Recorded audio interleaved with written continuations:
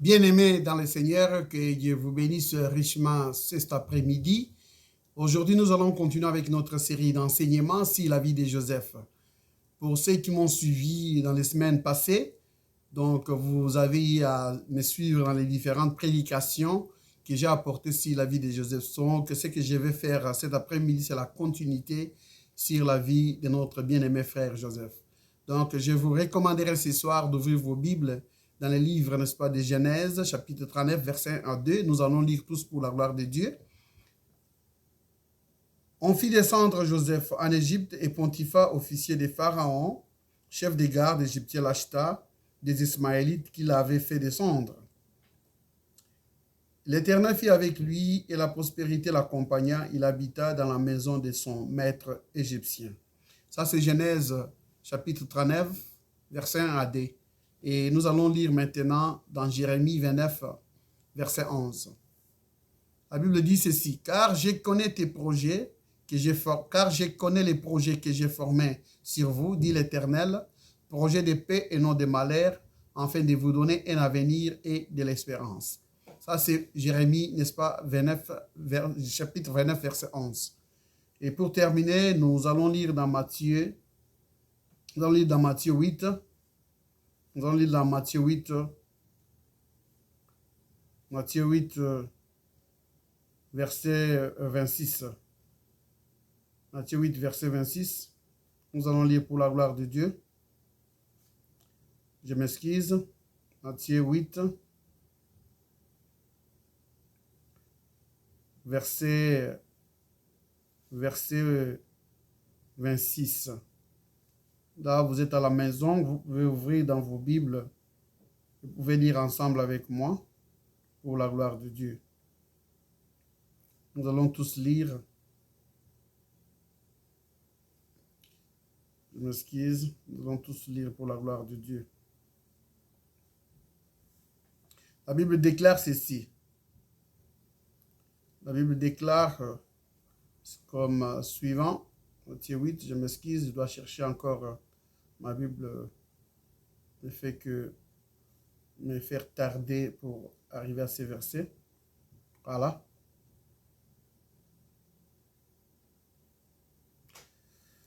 Il leur dit: pourquoi as-tu peur, l'homme de peu de foi? Alors il se leva et menaça le vent et la mer, et il y eut un grand calme. Que Dieu ajoute des bénédictions à la lecture de sa parole. Nous allons continuer avec notre prédication de ce soir. Je vais parler sur les épreuves de Joseph. Ici, Joseph est vendu aux Ismaélites par ses propres frères. Et il fut amené en Égypte dans la maison de Pontifa, son maître. Mais avant d'arriver à ce qui s'est passé dans la maison de Pontifa, je voudrais d'abord parler de cette vente de Joseph par ses propres frères, là où il était, n'est-ce pas, mis par ses frères, et on les fit sortir pour les vendre aux Ismaélites. Et pourquoi j'ai connecté, n'est-ce pas, Jérémie 29, 11 et Matthieu 8, 26, n'est-ce pas, au livre de Genèse 39, verset 1 à 2, là où on parle de Joseph. Il y a une raison. La raison, c'est le fait que Joseph se retrouve ici dans une situation très difficile. Une situation où il est vendu par ses propres frères. Et vous pouvez remarquer que Joseph, malgré qu'il était vendu par ses propres frères, et il avait adopté une attitude tout à fait vraiment forte, une attitude très remarquable. Et cette attitude-là, c'est l'attitude que tout le monde, vous et moi, nous devons adopter quelquefois quand nous sommes devant une situation très difficile et très compliquée. La Bible nous montre que Joseph n'avait pas peur. Joseph n'avait pas de doute. C'est ce qu'il connaissait sur sa propre vie. C'est pourquoi même lorsqu'il fut vendu par ses propres frères, Joseph avait gardé son calme parce qu'il savait que sa vie ne dépendait pas des apparences, des circonstances qui étaient devant lui. Maintenant, lorsque nous avons lu Matthieu 8, verset 26, Jésus se trouvait devant un homme ici. Et cet homme avait besoin de quelque chose. C'est-à-dire que cet homme avait rêvé obtenir quelque chose. Mais il y avait deux éléments qui empêchaient cet homme de ne pas recevoir la chose dont il espérait. Et Jésus, en lui regardant, il lui dit, « Pourquoi as-tu peur, l'homme de paix de foi ?» Ces paroles, ce ne sont pas vos paroles à vous. Ces paroles, ce ne sont pas mes paroles. Ce sont les paroles que Jésus adressa à cet homme qui était venu auprès de lui pour obtenir une faveur. Donc, si vous aviez à me suivre dans mes anciennes prédications, j'ai à dire que Dieu a des desseins sur tout un chacun de nous. Et que ces desseins de Dieu, lorsqu'il quitte son domaine à lui et que ça descend en autre domaine, ce ne sont plus des desseins, ça devient maintenant une destinée. Maintenant, lorsque nous avons lu Jérémie 29, verset 11, la Bible déclare que Dieu a des projets pour tout un chacun de nous. Et Dieu nous déclare, il nous dit que les projets qu'il forme sur nous, ce ne sont pas des projets de malheur, ce sont des projets de paix, afin de nous donner un avenir meilleur. Non pas seulement un avenir, mais de nous donner aussi de l'espérance.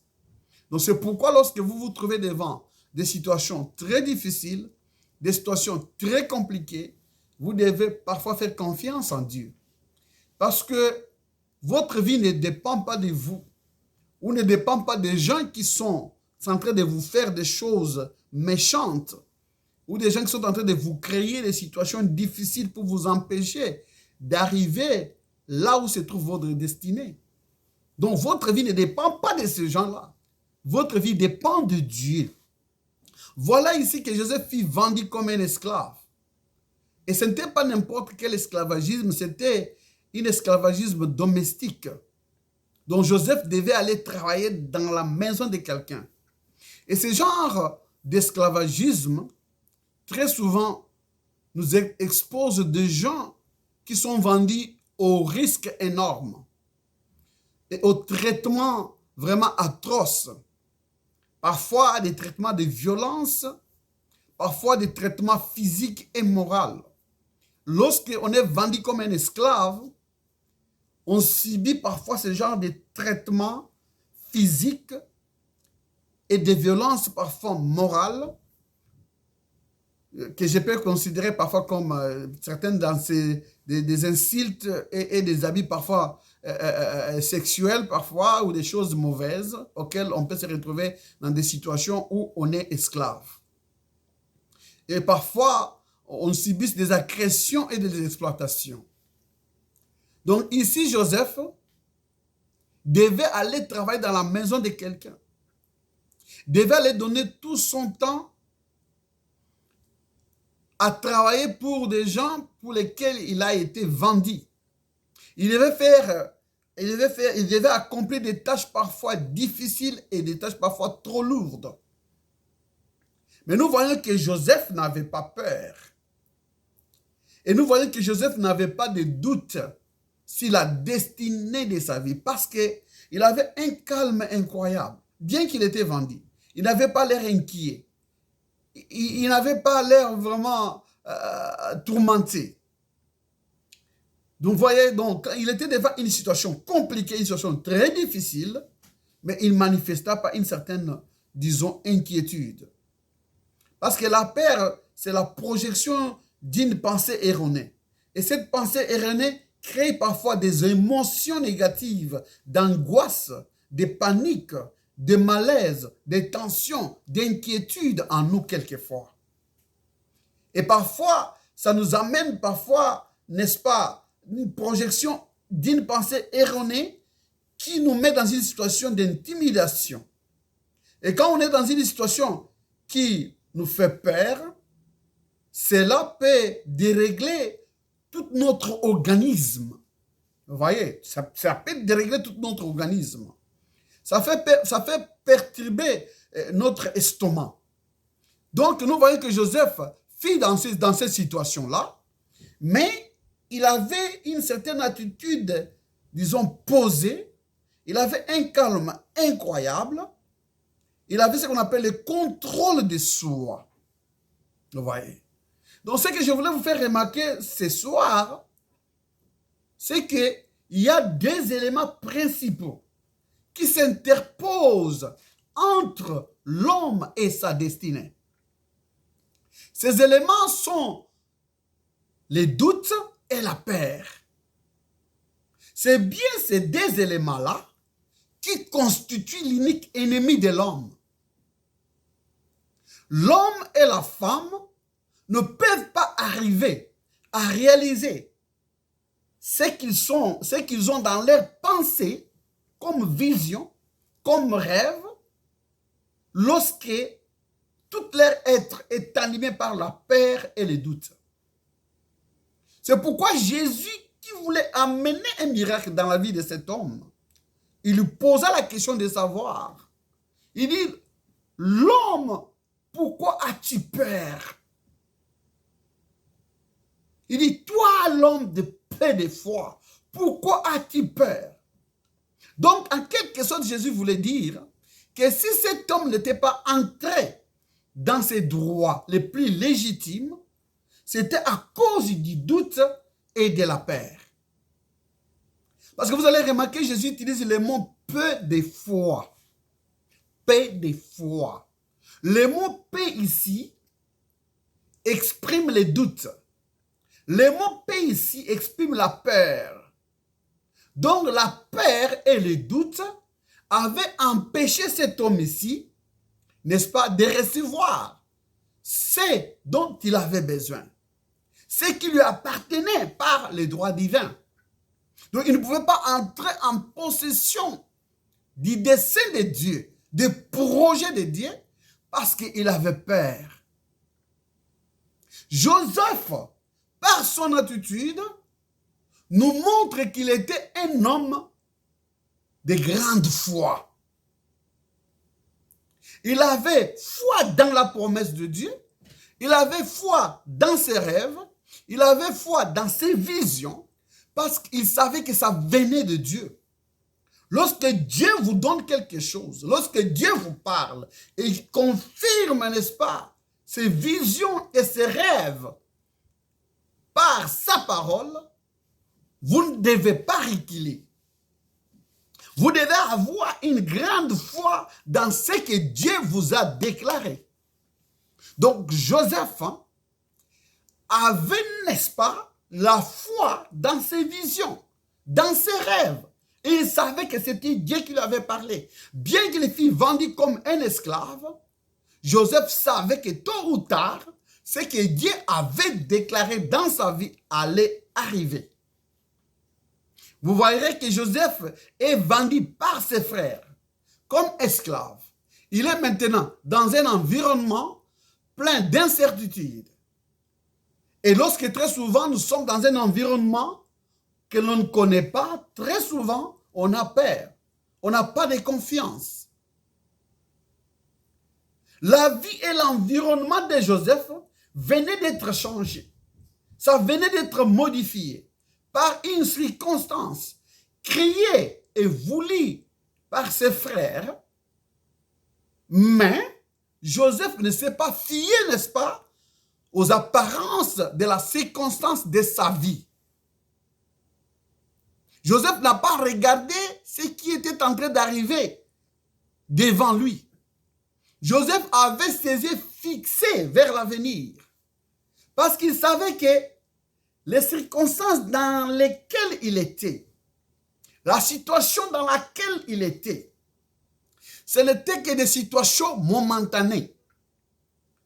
Ce n'était que des situations pour le faire grandir, pour lui donner une certaine maturité. Mais il savait que ce n'était pas la finalité des choses.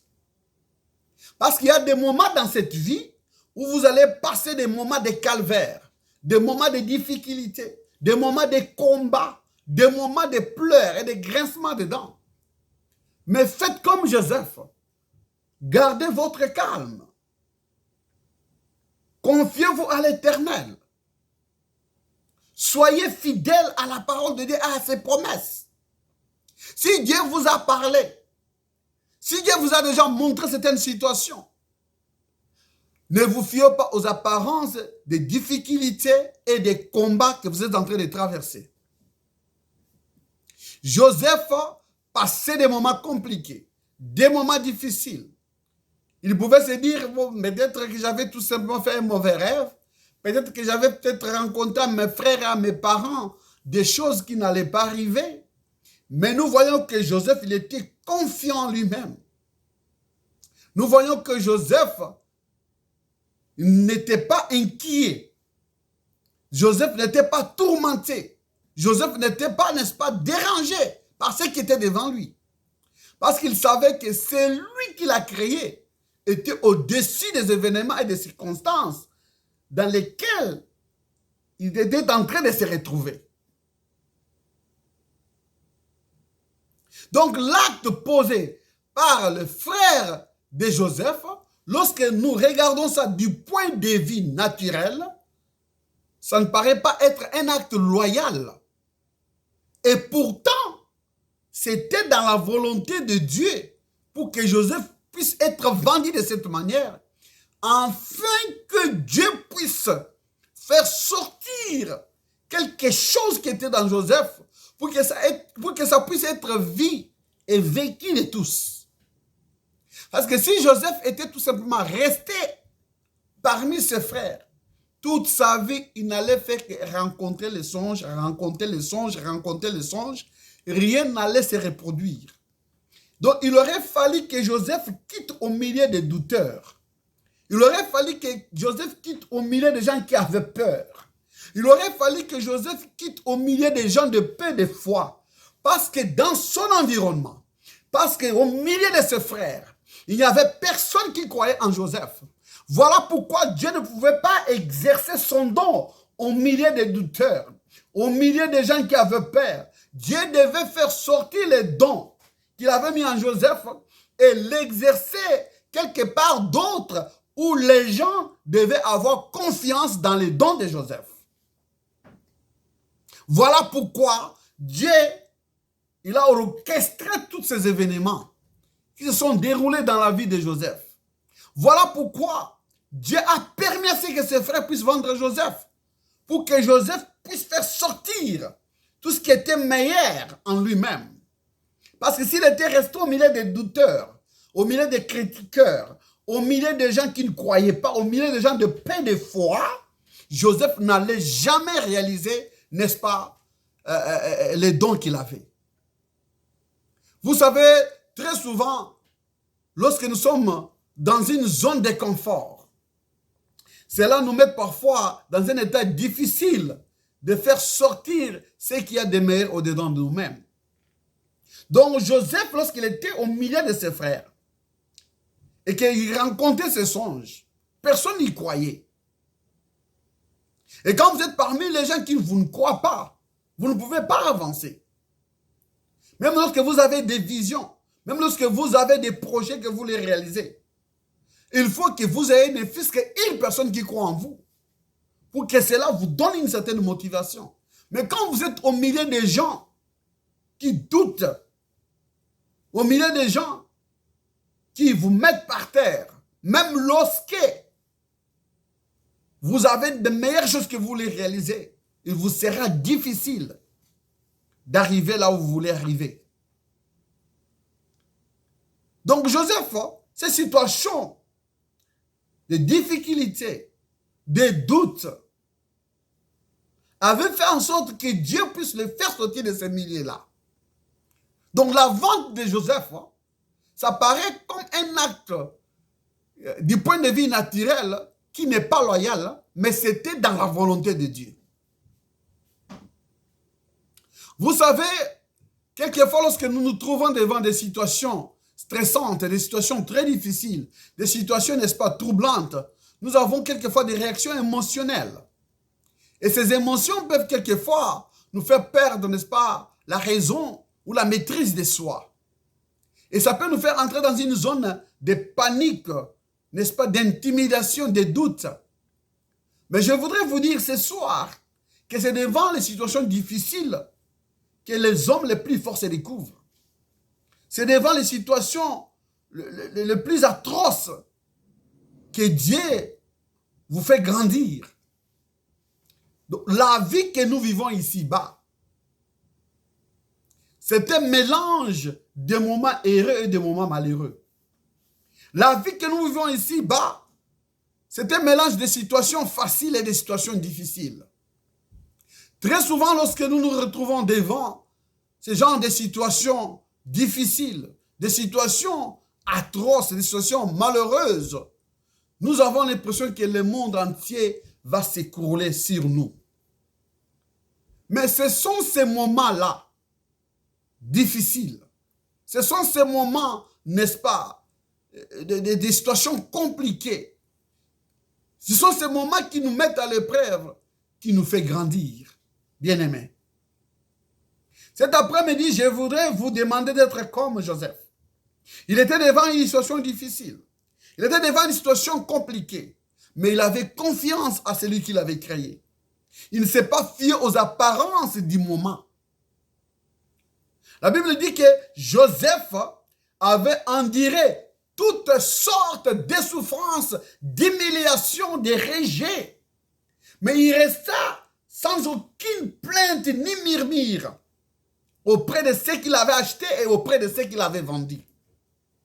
Il était calme, silencieux, comme un mouton qu'on amène à l'abattoir. Vous savez, lorsqu'on amène un mouton à l'abattoir, le mouton qui représente Christ, c'est le mouton qui est l'agneau de Dieu. Très souvent, vous voyez que les moutons ne se tracassent pas. Les moutons ne se battent pas. Même quand on amène pour aller les tuer, il y va calmement. C'était ça l'attitude de Joseph. Il ne savait pas devant qui il était. Il ne savait pas là où il allait. Il ne savait pas ce qui était à mi-chemin. Mais il avait confiance à Dieu qui est le maître des temps et des circonstances. Il avait confiance en son Dieu. Celui qui n'a ni variation d'ombre ni de changement.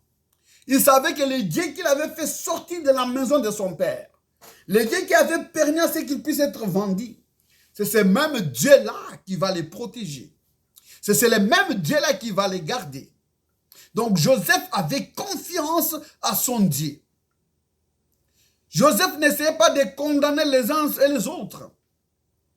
Parce qu'il savait que cela ne va pas solutionner quoi qu'il soit. Cela allait tout simplement augmenter sa colère, ses inquiétudes, ses émotions. Cela allait tout simplement lui amener à avoir des pensées erronées, des pensées négatives. Il voulait rester dans une attitude de pensée positive. Parce que vous savez que s'il y a un endroit où le diable vient vous combattre chaque jour, c'est dans votre esprit. Parce que c'est le terrain le plus facile par lequel le diable peut vous pénétrer. Lorsqu'il gagne votre pensée, il vous gagne tout entier. Et Joseph ne voulait pas laisser l'ennemi gagner sa pensée. Parce qu'il savait que sa pensée, c'est ça même le nœud de son avenir. Donc Joseph a laissé tout entre les mains de Dieu. Car il savait que Dieu voit tout. Joseph n'avait aucun doute au sujet de la prophétie que Dieu avait déjà annoncée sur sa vie. Quand Dieu a déjà annoncé quelque chose dans ta vie, tu dois s'y accrocher. Avec force et avec énergie, avec détermination. Tu dois y croire. Il avait foi que Dieu agira à son propre temps. Il avait foi dans la parole de Dieu qu'il avait prononcée devant ses frères et devant ses parents. Mon frère et ma soeur, ce soir, je vous commande d'être sûr de la parole que Dieu a prononcée dans ta vie. Jérémie 29, verset 11, voilà ce que Dieu dit. Il dit qu'il a des projets qu'il a formés sur ta vie et que ces projets-là sont des projets de paix et non de malheur. Des projets, n'est-ce pas, d'un avenir meilleur et de l'espérance. Donc Joseph savait que Dieu avait des projets qu'il avait formés sur sa vie avant la fondation du monde. Il savait que lorsque Dieu lui a créé et qu'il a dit que toutes choses étaient bonnes et que cette bénédiction-là, ça faisait aussi partir de lui en tant qu'individu. Donc, Joseph avait une pensée positive. Il n'avait pas peur, il n'avait pas de doute sur son avenir, sur sa vie, sur ses rêves, sur ses visions. Il n'avait pas de doute. Mon frère et ma sœur, tes pensées, tes paroles ont une énorme puissance sur la direction de ta vie.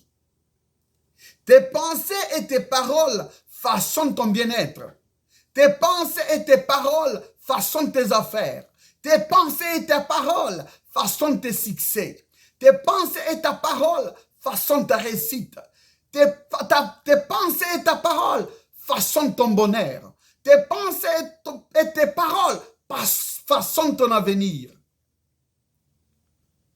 Mon frère et ma sœur,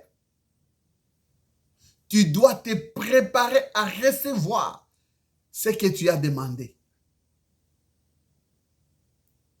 L'homme ne doit que se préparer à recevoir ce qu'il a demandé, même lorsqu'il n'y a pas le moindre, n'est-ce pas, détail ou les moindres manifestations.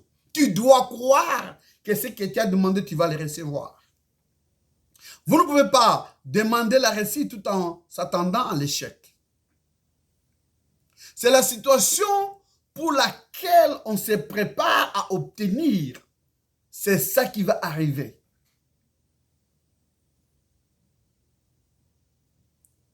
Si tu es dans tes pensées, tu te prépares à obtenir quelque chose de négatif, tu vas recevoir le négatif. Si dans tes pensées, tu te prépares à recevoir quelque chose de grand, de meilleur, tu vas recevoir quelque chose de grand et de meilleur. Voilà pourquoi la Bible dit, dans Ésaïe, je pense, chapitre 41, verset 10, la Bible dit, ne crains rien. La Bible dit, ne crains rien. Joseph ne craignait rien. Joseph était devant une situation difficile, une situation d'esclavagisme, mais Joseph ne craignait rien. La Bible dit, car je suis avec toi. Ne promène pas tes regards inquiets, car je suis ton Dieu. Je te fortifie, je viens à ton secours, je te soutiens de ma droite triomphante. Dieu te soutient. Dieu te garde, Dieu te protège. Joseph, comme tout un chacun de nous, nous avons tous près de nous et au-dedans de nous un témoin attentif. Et ce témoin-là, c'est le Saint-Esprit. C'est pourquoi Dieu a dit, il faut que je m'en aille pour vous préparer une place. Mais je vous enverrai le Saint-Esprit qui sera un témoin oculaire. Et lui, quand il viendra, il vous enseignera. Lui, quand il viendra, il vous donnera la confidence. Lui, quand il viendra, il vous donnera la foi. Lui, quand il viendra, il va vous donner, n'est-ce pas, l'espérance. Joseph croyait en lui-même, il croyait à ses songes, il croyait à ses visions. Et lorsqu'il rencontra cela, il rencontrait cela avec à ses parents et à ses frères avec beaucoup de certitude et beaucoup de conviction. Joseph avait un calme serein parce qu'il connaissait la loi spirituelle. Et par conséquent, il n'avait pas peur, n'est-ce pas, des apparences de sa captivité. Bien-aimé, Dieu ne se soucie pas des temps, car il n'est jamais trop tard avec Dieu. Mais avec Dieu, toutes choses sont possibles. Peut-être que votre situation est comme celle de Joseph. Vous vous dites, ça a beaucoup duré, la route vers la réalisation de mes visions et de mes rêves est sombre. Je suis enchaîné comme un esclave. Je suis seul, tout le monde m'a abandonné. Où êtes-vous, Dieu? Êtes-vous absent? Dieu n'a jamais été absent, ni dans ta vie, ni dans ma vie. Dieu est là chaque jour. Il veille sur toi 24 heures sur 24 heures. Il veille sur toi jour après jour, nuit après nuit. Dieu est là. Dans chaque épreuve, mon frère et ma sœur, ne cherchez pas l'ennemi, ne cherchez pas les sorciers, ne cherchez pas, n'est-ce pas, qui que ce soit. Dans chaque épreuve, cherche l'enseignement. Qu'est-ce que l'épreuve t'enseigne? Car celui qui est en toi est plus fort que ton ennemi. Mais Dieu, lorsqu'il amène des épreuves devant toi, c'est pour t'enseigner quelque chose. C'est pourquoi je dis que dans chaque épreuve, ne cherche pas l'ennemi, cherche l'enseignement. L'homme qui a des épreuves, à quoi n'est-ce pas son savoir? Celui qui vit sans épreuve, à quoi ses fautes, dit le livre des Proverbes. Je vous commande ce soir de poursuivre ton chemin pas à pas comme Joseph, avec détermination, avec courage. Garde la tête haute devant les difficultés. Cible tes rêves, cible tes visions, cible les étoiles que Dieu a mis devant toi. Car tu es une étoile. Bientôt, tes pas reviendront fermes et ta position sera solide. La situation que tu pensais être désagréable aujourd'hui va devenir une meilleure situation demain.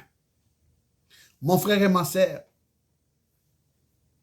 peu importe devant n'importe quelle situation dans laquelle tu peux te retrouver, Dieu a un simple message ce soir. Il vous dit de ne pas avoir peur. Il vous dit de ne pas avoir de doutes. Il vous dit d'avoir des pensées positives. Il vous dit de garder votre calme devant les épreuves, devant les situations difficiles, devant les moqueries, devant les médisances. Dieu vous dit de garder calme, garder silence. Regarde Joseph. Il était devant une situation difficile. Il n'a pas réprimandé ni ce qu'il l'avait vendu, ni ce qu'il l'avait acheté. Il savait que les circonstances de sa vie, les apparences qui étaient devant lui, c'était des apparences momentanées. C'était des apparences circonstancielles. Il savait que d'un moment à l'autre, Dieu va agir. Dieu va intervenir. Dieu va lui donner ce dont il avait déjà prédestiné pour lui avant la fondation du monde. Dieu a une vie qu'il a déjà prédestinée pour toi ce soir. Il vous demande tout simplement d'y croire. Faisons comme Joseph. Soyons silencieux, soyons calmes. Gardons notre calme devant les situations difficiles. Que Dieu vous bénisse, qu'il puisse vous apporter beaucoup plus que ce que j'ai partagé avec vous ce soir. Dans les moments difficiles et compliqués, restez serein, restez déterminé et courageux. Restez la tête haute. Va avec pas à pas, car Dieu vous bénira. Que Dieu ajoute des bénédictions à sa parole et qu'il vous comble de toute joie. Et que son avènement de sa venue soit réel dans votre vie. Que Dieu vous bénisse ce soir. Merci encore une fois de plus et shalom.